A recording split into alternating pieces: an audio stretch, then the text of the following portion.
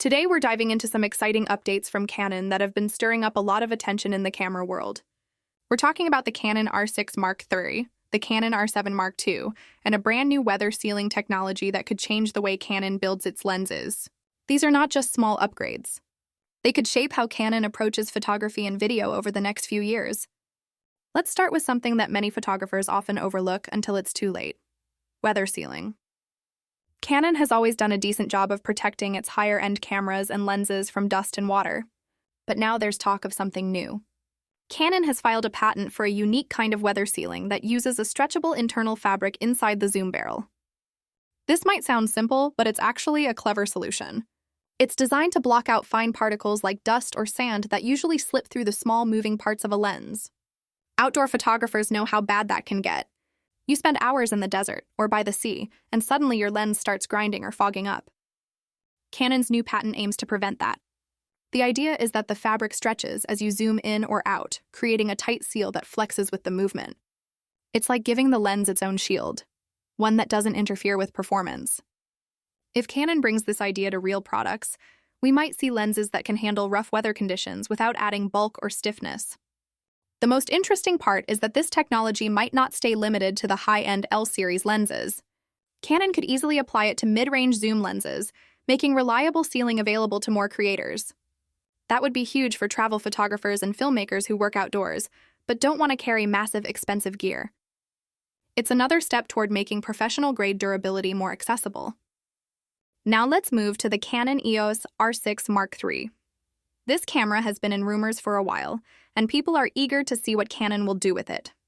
The R6 and R6 Mark II were both strong hybrid cameras, good for stills, excellent for video, and very reliable in low light. But as competition grows from Nikon and Sony, Canon can't afford to play it safe. The R6 Mark III is expected to take things to the next level. Early reports suggest Canon has been testing a few different sensor designs for this camera. Some say it could carry a 24-megapixel sensor optimized for low light and fast readout. Others believe Canon might push for a 30 or even 32-megapixel version to compete directly with Sony's mid-range full-frame options. If the latter is true, that would give creators more flexibility in cropping and post-production while still maintaining good noise control. Another expected upgrade is the electronic viewfinder. The R6 Mark III might come with a higher-resolution OLED EVF, delivering sharper, more natural previews. The rear screen is also rumored to get better color accuracy and touch response. These sound like small improvements, but for anyone who shoots daily, they make a big difference. You see your shot more clearly, and you trust your framing more. As for video, Canon could introduce 6K internal recording and better heat management. The R6 Mark II already handled overheating issues better than the first version, but a new cooling design could make longer recording sessions easier. That's important because hybrid shooters, especially those creating YouTube or documentary content, need reliability just as much as image quality. When it comes to pricing, Canon will probably aim to keep the R6 Mark III in the same general range as its predecessor, though maybe a little higher due to inflation and new tech. So we might see a starting price somewhere around $2,800 to $3,000 for the body. The release could happen in late 2025 or early 2026 if development stays on track. The R6 Mark III is also part of Canon's broader effort to refine its lineup. Canon has been carefully placing each model so there's less overlap between the R-series cameras. That helps customers understand what each body is meant for. Some for professionals, some for content creators, and some for enthusiasts. The R6 Mark III will likely sit right in the middle, a reliable hybrid camera that's powerful but still approachable. Now let's talk about the Canon R7 Mark II. This one has sparked serious debate because of one major rumor: Canon might remove the mechanical shutter entirely. If that's true, it would be a bold move. The mechanical shutter has been a core part of cameras for decades. But with newer sensor technologies, especially stacked and global shutters, it's becoming less necessary. Nikon already did something similar with the Z8 and Z9. Those cameras use only an electronic shutter and they perform incredibly well. If Canon follows the same route with the R7 Mark II, it could mean faster shooting speeds and completely silent operation. Imagine capturing wildlife or events without any shutter noise at all. That's a huge advantage. Rumor also says the R7 Mark II might feature a 32-megapixel APS-C sensor, capable of shooting 40 frames per second burst with full autofocus. That's impressive for a compact body.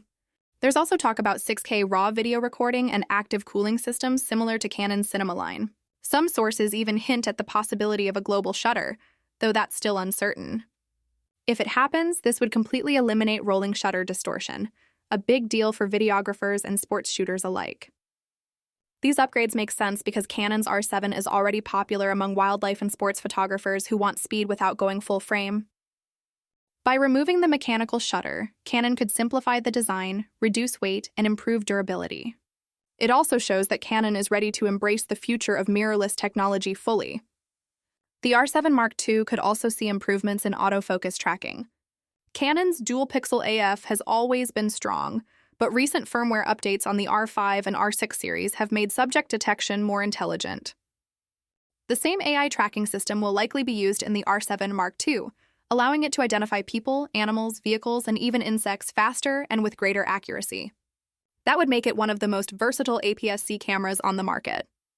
When you look at these rumored specs together, 32 megapixel, 40 FPS, 6K RAW, AI autofocus, it becomes clear that Canon wants the R7 Mark II to dominate the mid-range mirrorless segment. It's aimed squarely at users who need speed and detail but don't want the cost or size of a full-frame body. If we step back and look at Canon's strategy as a whole, it's obvious that the company is moving toward a hybrid future. The lines between stills and video are blurring. Modern creators want both, and Canon knows that. By improving weather sealing, sensor speed, and autofocus, Canon is making its cameras ready for real-world use in any situation. Whether you're a YouTuber, a wedding videographer, or a wildlife photographer, the new R-series cameras will offer tools that fit your workflow. It also shows that Canon has been listening to feedback. Users want fewer limitations, less overheating, and more freedom to record without worry. That's why Canon is experimenting with new cooling systems and shutter designs.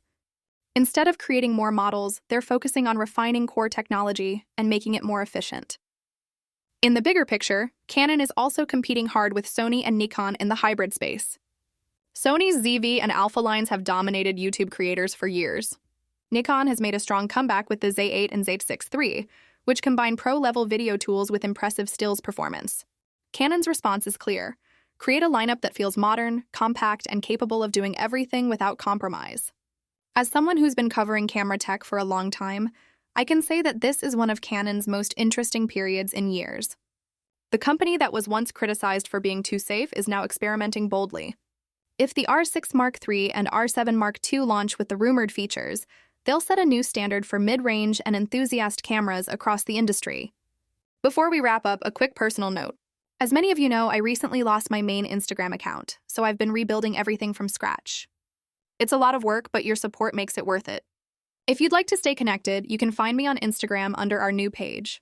Every follow and comment really helps this channel grow and reach more camera enthusiasts. We're also planning a small giveaway to thank our community for sticking with us.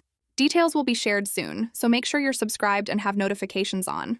This channel runs independently, so your engagement directly helps us continue bringing in-depth coverage and genuine discussions about camera technology.